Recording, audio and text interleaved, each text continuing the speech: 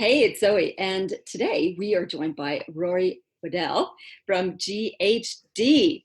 And Rory is a civil and environmental engineer, so a very smart fella with a huge, broad career in the consulting sector. He's led teams across the world in projects in Australia, in the UK, in Ireland, and the good old US of A. And he's currently in Sydney, heading up some of Sydney's most significant infrastructure projects. So, having worked around the world, he knows well and truly what it's like to live and work with a global team and all the variety and juiciness that comes from being with a mixed all sorts bunch of people.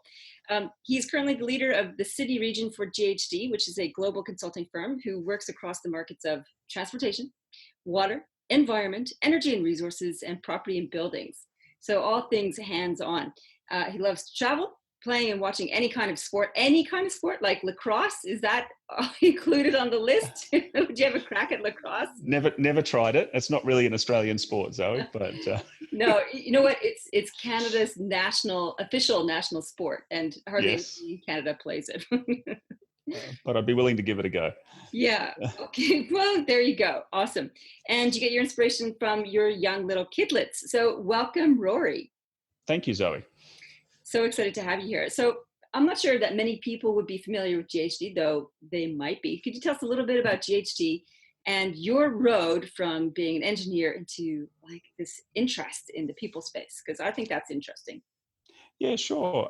So, look, GHD is a consulting firm. So, originally engineering and environmental consulting, design, and all other aspects associated with that.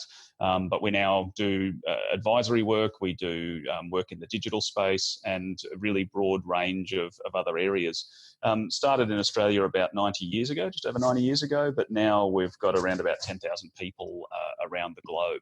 I mean, my background was in civil and environmental engineering and in the water space. And I, started off doing design and managing projects in sort of water treatment and pipelines and pumping stations. But through the course of my career, I guess I just found that I enjoyed the management and dealing with people probably more than the detailed technical engineering work, and just naturally found my way towards people management, operational leadership type roles as opposed to technical roles, which is, I guess, one thing led to another, and now I am where I am.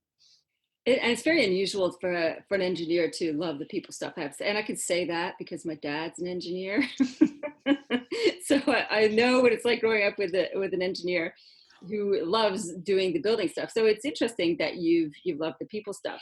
So with the people stuff, so what brought me to interview you was I was looking at GHG's website, and they had a big blurb on diversity and inclusion as an important factor of their business.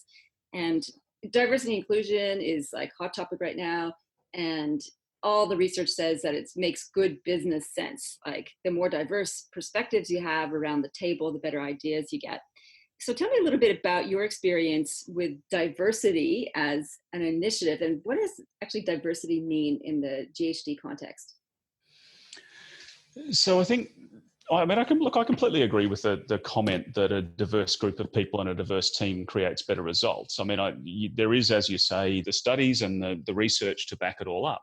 But I think that all of us know intuitively when we've been working with a group of people, when there is challenge, when there's different people with different ideas that come together, then you get much better results, you get more innovation, you get a greater level of collaboration, I think, than what you can get when you just get a very similar group of people, and you're not going to change anything. You're going to keep doing the status quo if you don't have anyone challenging. So I think one of the interesting things about diversity is that in reality, what you're after in diversity is diverse views and diverse thoughts.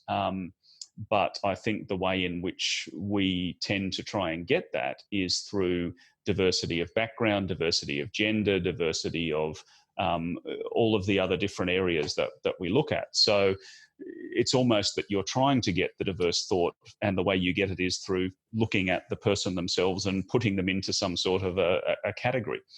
So look, we've got different initiatives around diversity at GHD. So we've had a gender initiative for a long while. We're trying to increase the proportion of women in GHD at various levels throughout the organisation, because being originally an engineering and science-based organisation, we had a pretty high male population.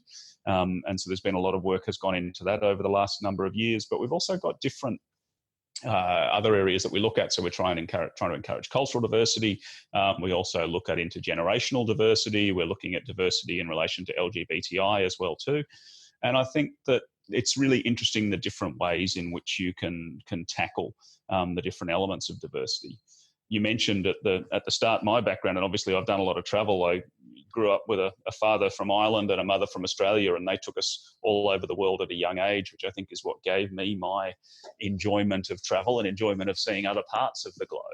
And I think when you do work with different people around the world as well too, it's just really interesting, different perspectives and what different people can bring.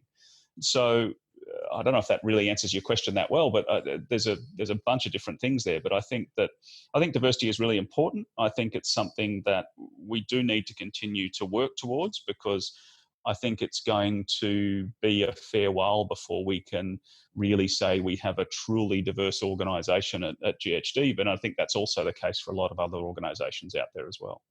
I agree. I think there's an awareness that we need to be more inclusive, which means incorporating all types of people into our businesses so that we can represent the community better. And I think that's one of the messages I saw on the GHD website, is that having lots and loads of people from all sorts of different areas in the community, you can actually service the community better because you include those points of view in the work that you do. I'm curious about the reception from existing staff around incorporating people with difference, and it could be difference across a number of different sectors. Were there reactions that surprised you at all, or did you find yourself being surprised about different perspectives as they came into the organization?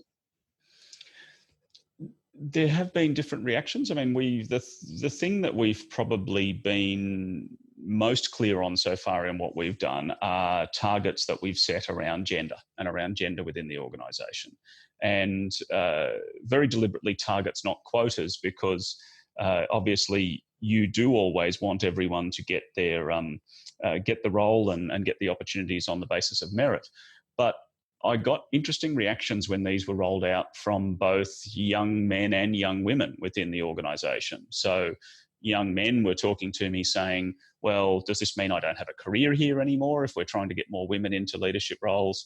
And young women saying, well, does this mean I'm only going to get my role because I'm a woman, not because I'm really good at what I do? So I think there are always different reactions. And I think gender is one that does tend to evoke the most reaction from a lot of people. I think often because it's much easier to clearly determine, or everyone puts a label on someone automatically in relation to their gender. Whereas when you talk about diversity of background, diversity of thought, or cultural diversity, it's not always as clear cut or as easy to measure or put targets around. Ultimately, what we're after, I think, in all of our organisations is for the business to be a representation of the people in the area in which we live. And I think it's, that's what we're trying to achieve, but how you measure that and how you move towards it is quite difficult in some other areas outside of the gender space, I think. You raise an interesting topic about, how do you measure whether or not you're diverse enough? And I was at a networking function yesterday where the topic was actually diversity and inclusion. And one of the guys from the Navy who was attending asked the panel, well, how do you, because they clearly have a diversity and inclusion agenda in the Navy and in the military more broadly. And they're like, how do you measure it? And there was a great response from one of the panelists about, well, it's probably less about counting heads and types and more about what your culture is. So developing measures for your culture in terms of, do people feel like they have the resources they need to perform well, to progress in the organization? And so the diversity piece is like a stepping stone to creating a more inclusive organization, which creates a more robust culture. So I thought that was an interesting response about diversity and helping people feel included. Like those two things are actually often bunked together, but they're two separate things. Diversity is like difference to the norm. And I was thinking, like, what is the norm? And it's like, I guess where the norm is where power sits. And at the moment, power sits in white males is sort of like where you have the most power in terms of biases and access to privilege and all that kind of stuff. And anything that varies off that from whatever degree is difference. And I thought that was a good tack on it. It's like, how do you measure your culture? Like, if you get people in the culture, in the community to talk about how well supported they feel and how much they feel like they can progress in their careers, and that's probably a good indicator that your diversity and inclusion strategies are working. Yeah, I think that's a really I think that's a really good point, Zoe, and I think that we can often lose sight of what we're really trying to achieve by just focusing on measures and goals. We had an interesting discussion recently within the Australian leadership team here at GHD, where we were talking about LGBTI inclusion, and there's a particular metric that you can measure yourself on, which measures a whole different range of things about your program and what that looks like. And we were talking about our participation in that program and what that was going to look like next year. But then we took a step back and said, well, what are we actually really trying to achieve? It's not, I mean, metrics and things are nice, but really at the end of the day, what we're trying to achieve is for everyone, regardless of who they are, to be able to come to work feeling that they can be who they are and comfortable to be themselves at work. Right. And regardless of what that might be, whether it's in relation to their sexual orientation, whether it's in relation to their cultural beliefs, whether it's, whatever that looks like, we want everyone to feel comfortable here at work and feel as though they want to come and work for the organisation. I think that, and in addition, of course, to what you mentioned at the start, greater diversity of thought, greater diversity of inputs will lead to better business outcomes. So I think those are really the two main things we're trying to achieve with these agendas and these initiatives. And yeah, I think we do need to make sure we don't lose sight of that. I think that's a really good awareness that you guys came to press pause and say, does everybody feel like they can come to work and be their best self and perform at their optimum? And it'll be different for each person, obviously. So the interesting thing, like for example, on the panel that I was listening to yesterday, there was a lady who said that she's non-binary gender, and I've never heard this term before. I'm like, what is that? And I had to go Google it. And it's where you don't necessarily identify with male or female. It's something altogether in between, and there's various degrees of that. And for her to go to work, she had a choice of bathrooms. This is how, like on a technical thing, this shows up, male or female. She's like, well, they actually, neither of them really feels right. And the disabled toilet was another one, and she also has autism. And she's like, well, that's probably the right bathroom, but I think what they mean is people in a wheelchair. I'm not in a wheelchair. Where do I fit? And so Yeah. she went to her boss, and her boss said, they just changed the sign on the door that said, this is for the use of people who need to use this bathroom. That's basically it. You don't need to have a long ticker box list of, okay, you might be, non-binary sexual orientation, or you might be in a wheelchair, or you might be whatever. You didn't have to tick a Yeah. box. It's like, if you feel more comfortable here, go here. Yeah, it's interesting. I actually went to the theatre last night, the Belvoir Theatre in Sydney, to see a play, and I noticed that in the bathrooms there, they had a sign that pointed to the men's toilet and said "standing room here."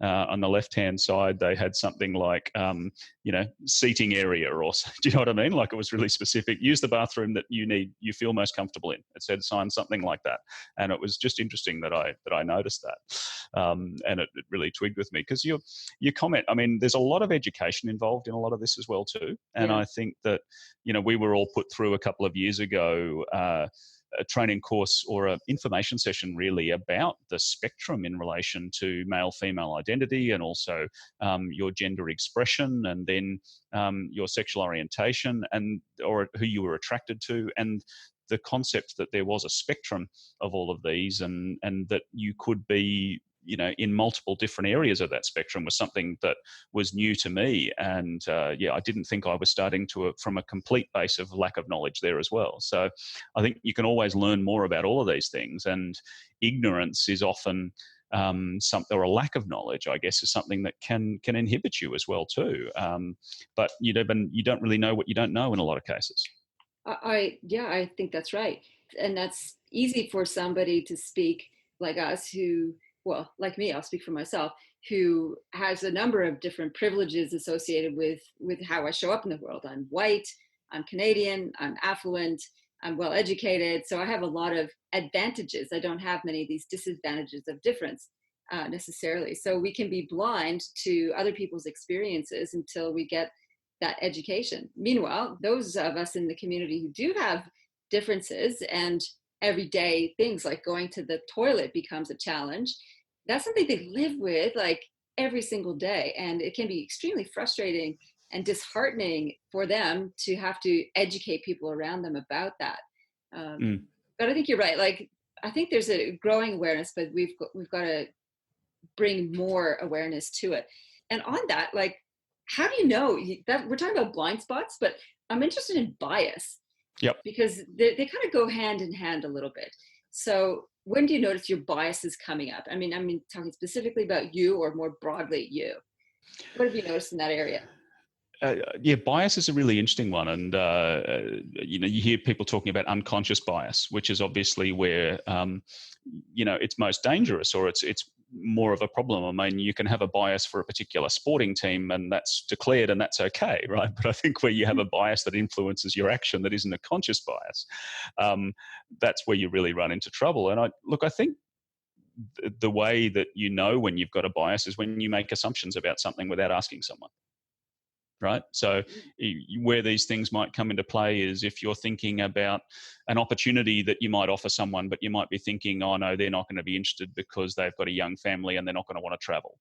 Or, that's going to involve late nights and, they've got, they don't like to do that sort of. If you're automatically thinking and making decisions for a person without actually talking to them about it, that's when I notice it personally.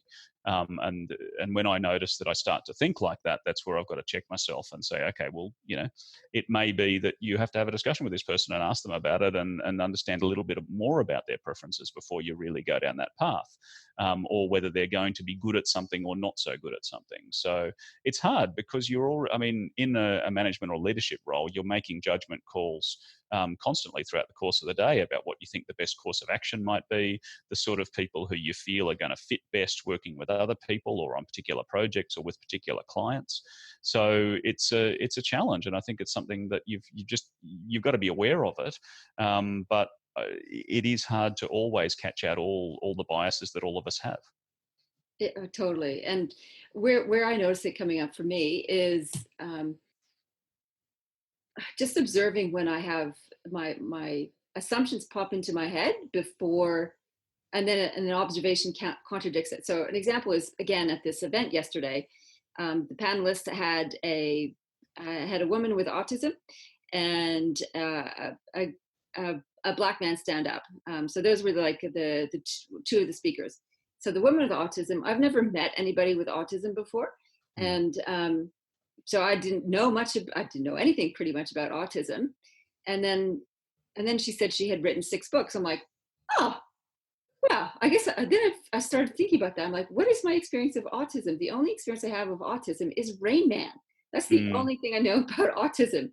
And I was thinking that's who in my mind represents people with autism, is somebody who is like brilliant at playing cards, but certainly not capable of writing books. And here's this really eloquent, really intelligent, vivacious woman. Well, actually, she wouldn't identify as a woman. She identifies as a non-binary gender. So her name's Yen. Their name is Yen. God, I have to check myself with the pronouns too. Yeah. So this is subconscious bias. Like Yep. my mind is putting pieces together, what she looks like, this person looks like, and saying female, and she's saying, no, I'm between the two. And she's written 6 books. I'm like, wow, that was interesting. So all these subconscious bias came up, or these assumptions I made about her appearance, which fed me this information. And Daniel Kahneman talks about this. This is like our system 1, system 2 thinking. And system 1 thinking is the automatic, fast. I think that's right. System 1 is the fast one, or the system 2 is the fast one. Anyway, the unconscious system, where we absorb data, make an assessment about it, and carry on. It's like shortcut. And then you have this contradictory information. And then the black fella stood up, and he looked a really tall African guy.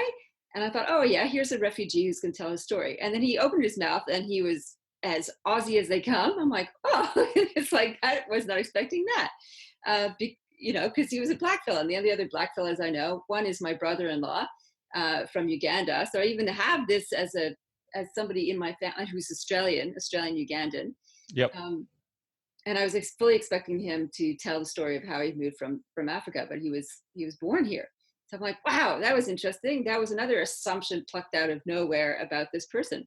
And these two examples are people who live every day with their appearance projecting stories into other people's minds that they have to constantly correct uh, the, uh, before they get to the juicy matter of whatever the issue they have to do. And that must be exhausting for them. Yeah, absolutely. I'm sure it would be. And this is, I mean, one of the examples that we were given, or one of the reasons that we were given when we did some of the training around LGBTI and inclusion, was if people don't feel that they can completely be themselves at work, then you're losing a large amount of productivity from them. Because if they're self-censoring all the time and being very careful about how they talk to not out themselves, for example, then they've got a whole portion of their brain and the processing capacity in their brain which is tied up with constantly thinking about this the whole time, and so not necessarily feeling comfortable about themselves. So and that was again something that I hadn't really thought about before. But it's just really interesting when you can, the whole thing comes back in a lot of ways to effectiveness at work and productivity at work. That sounds a little bit hard, bottom line. It does sound a little bit hard, bottom line, doesn't it? I'm not saying that's the reason to do it, but I'm just saying that there is obviously all of us know that these are the right things to do, right? That Yeah.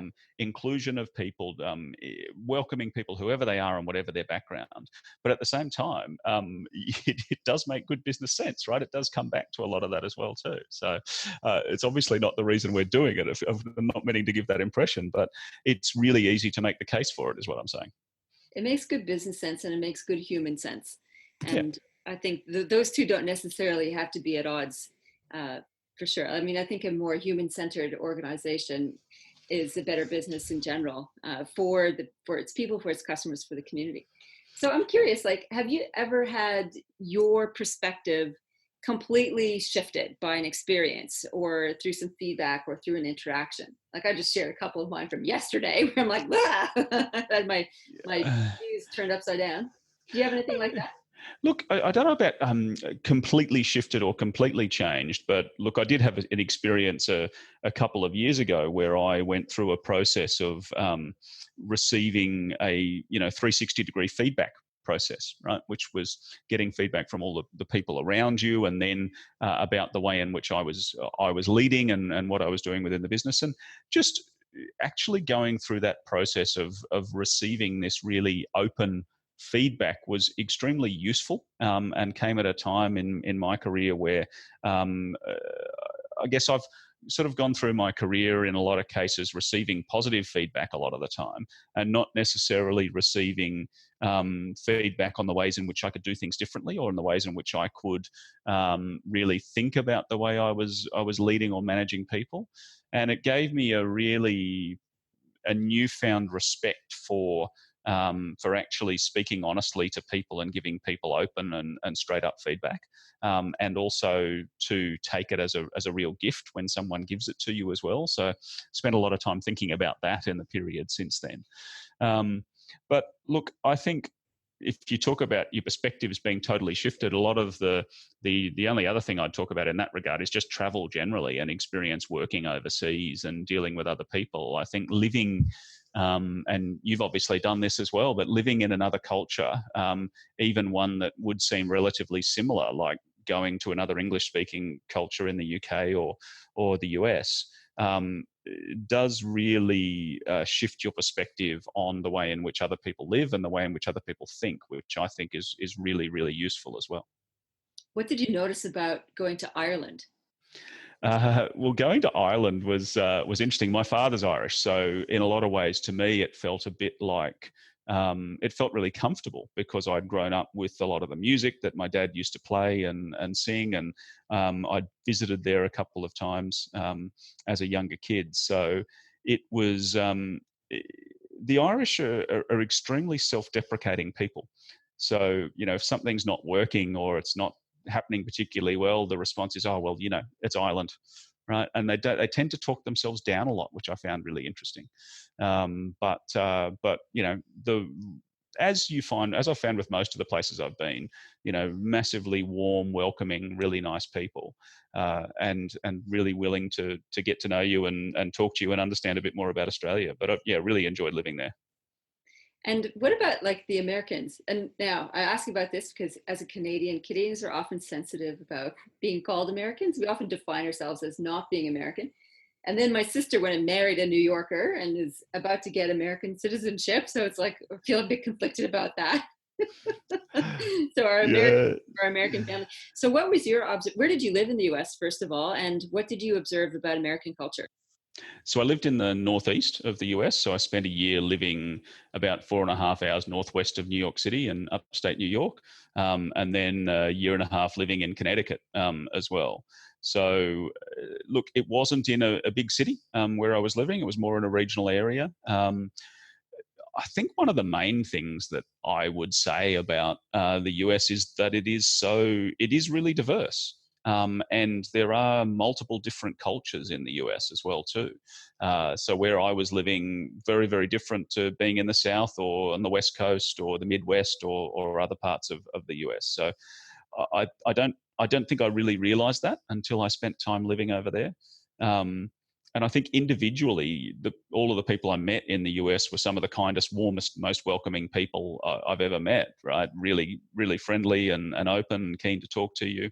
Um, but I think that Australians from afar look at some of the things in the US and some of the collective things we think about the US, such as the gun policies and whatever else, and it doesn't really make sense to the way in which we grew up or what we know as the way in which we operate. So I found it a real country of contrasts in a lot of ways, and some of the things I loved and really enjoyed living there, and some of the things I found really frustrating. Like the politics, I found really frustrating just because it was so polarizing, right? You were either for us or against us, and it's one or the other, and there's no middle ground there, was the other thing I found there. But look, great experience and really enjoyed living there. Yeah, it is. It is. Yeah, the political situation is quite interesting. One thing I noticed, like a couple, it's the little things I noticed about the US. First of all, the television and all the ads for pharmaceuticals, like it's so Yes. completely overwhelming. It's like, oh my goodness, every other ad is like for some massive drug, and then they have this really quick voice that does all the narration of all this possible side effects. Like, oh my God, this country is self-medicating and half killing itself at the same time. There's that, and then the newsreaders with big hair and very white teeth. Did you notice that too? I didn't specifically, no. No, I didn't. But yeah. Oh yeah, the teeth are so white.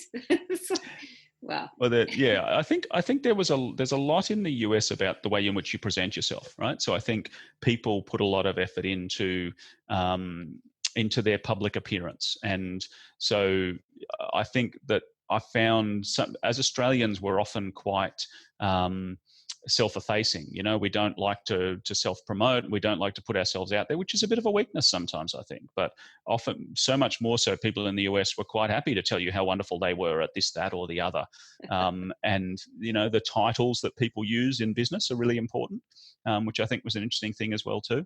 Yeah, what kind of Um, titles did you see happening over oh there? well, there were vice presidents everywhere, of course. Oh, That's, and it's just quite different to some of what we do here. But you know, it's all a great learning experience. oh, we have like chief frolicking officer and you Yes. know that kind of stuff. We have a lot of chiefs. They might have vice presidents, but we've got chief. Yeah. Rory, thank you so much. This has been really interesting to find out what a modern, contemporary, large, global, international company is doing on the diversity space and how to bring more people into work so they can live their best lives. Thank you so much for sharing your perspective and for sharing your story. Thanks, Zoe.